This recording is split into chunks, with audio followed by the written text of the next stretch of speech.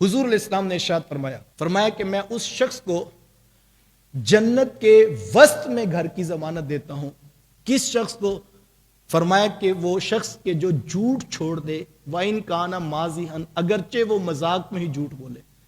مذاق میں بھی کوئی شخص جھوٹ بولنا چھوڑ دے تو میرے حضور فرماتے ہیں میں محمد اس کو جنت کے درمیان میں گھر کی ضمانت دیتا ہوں.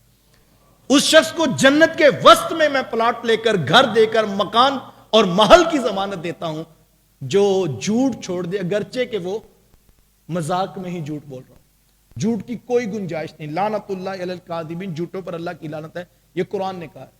ایک حدیث میں ہے کہ فرمایا جب کوئی شخص جھوٹ بولتا ہے تو رحمت کا فرشتہ 1 میل دور چلا جاتا ہے.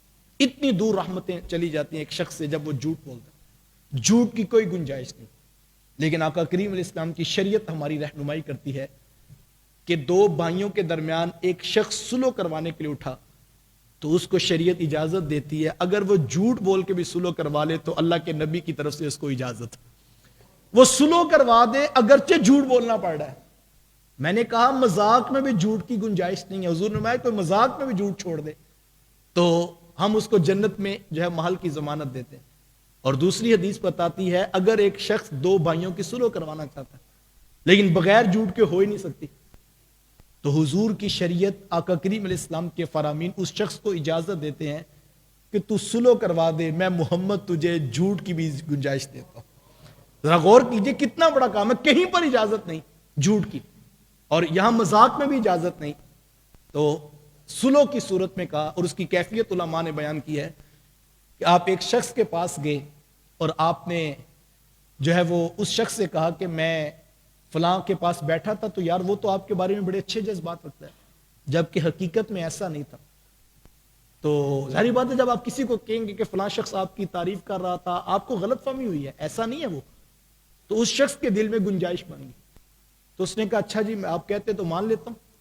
اب وہ شخص اٹھ کے پہلے کے پاس گیا اور اس نے کہا کہ وہ شخص ایسا نہیں ہے، وہ آپ کے بارے میں بڑے اچھے جذبات رکھتا ہے جبکہ حقیقت ایسی نہیں. اب یہ جھوٹ بول رہا ہے. تو خیر پھیلانے کے لیے 2 بندوں میں صلح کروانے کے لیے پہلے کے پاس گیا تو کہا کہ دوسرا آپ کو بہت اچھا کہہ رہا تھا، دوسرے کے پاس آیا تو کہا پہلا آپ کو بہت اچھا کہہ رہا تھا. تو اس نے دونوں کو ہی غلط بیان نہیں کی اور دونوں کے لیے جھوٹ بولا لیکن دونوں کے دل میں نرمی پیدا ہوگی اور ایک نے کہا اچھا یار کوئی مسئلہ نہیں، اگر آپ ضمانت دیتے ہیں میں ایسا نہیں تو میں صلح کر لیتا ہوں. اب ان کی صلح ہو گئی اگرچہ جھوٹ کی وجہ سے ہوئی ہے. تو اسلام، شریعت، آقا کریم علیہ السلام کے فرامین اس جھوٹ کی ہمیں گنجائش دیتے ہیں کہ کسی کا خاندان ٹوٹ رہا تھا، تم نے جھوٹ کا سہارا لے کے دونوں کو جوڑ دیا. 2 بھائی روٹھے ہوئے تھے، نہیں ملنا چاہ رہے تھے، تم نے سہارا لے کر جھوٹ کا دونوں کو آپس میں صلح کروا دی اور راضی نامہ کروا دیا. تو یہ اتنا بڑا کام ہے کہ اس معاملے میں شریعت نے ہمیں گنجائش دی ہے